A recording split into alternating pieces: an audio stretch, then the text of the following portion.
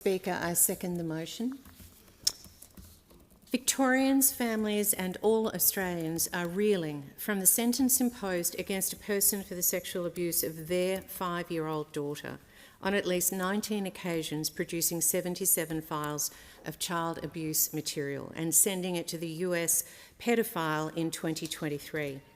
Leaving aside the public reaction to this monster's gender transition and resultant incarceration in a women's prison, and leaving aside the outcry from women's rights groups for today's debate, the key point is that the effective jail time this monster will serve will be just 6 months.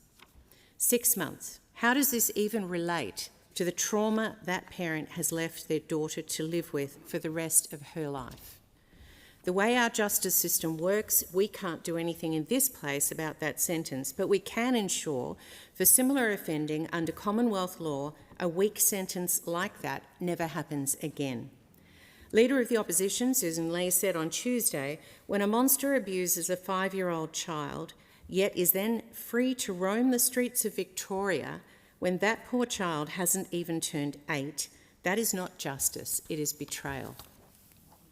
Just 2 weeks ago, the Albanese government took a delegation to the United Nations to promote how it was protecting children online. If this is genuinely a principle Labor stands by, then they would support this bill. Mandatory minimum sentencing generates a strong deterrent effect and is the front line of protecting children online. Without the serious consequences of circulating child abuse material, online predators will be more inclined to run the risk of circulating their filth online. On mandatory minimum sentencing, let's be clear that there has been a bipartisan approach on the need for such sentencing previously, for instance on hate crime offences created earlier this year. And I note, Speaker, even on that front, the AFP Commissioner, Chrissy Barrett, has indicated those laws might need to be even stronger after anti-Semitic attacks that are now occurring.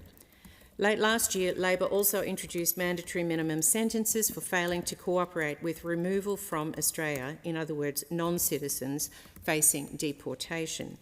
The merits of mandatory minimum sentences are not in dispute here.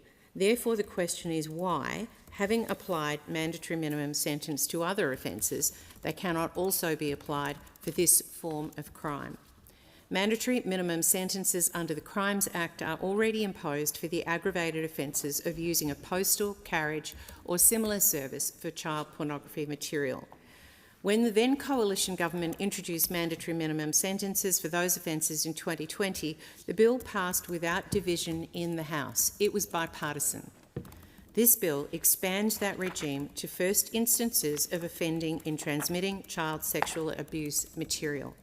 Just one instance of child sexual abuse offending has devastating consequences. Present mandatory minimum sentences apply for cases of repeat offending, but why not for first-time offenders, where significant harm does occur?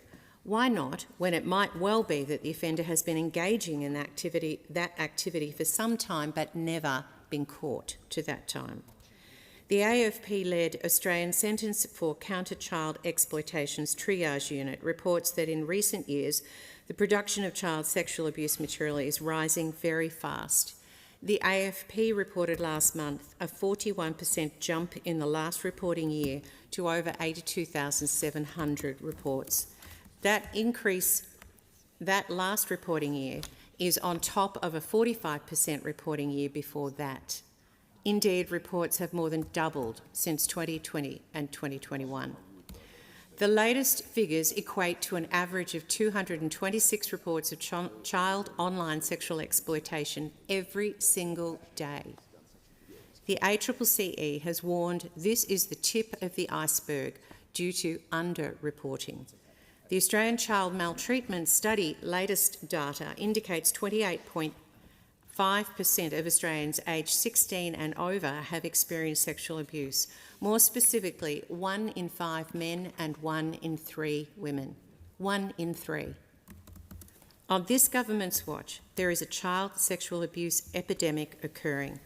This bill implements one step in the many needed to protect children our most precious little ones and ensure future generations of Australians are safe, well and able to contribute fully to Australian society. The question is that the motion be agreed to. I give the call to the Minister. Thank you. This bill is already scheduled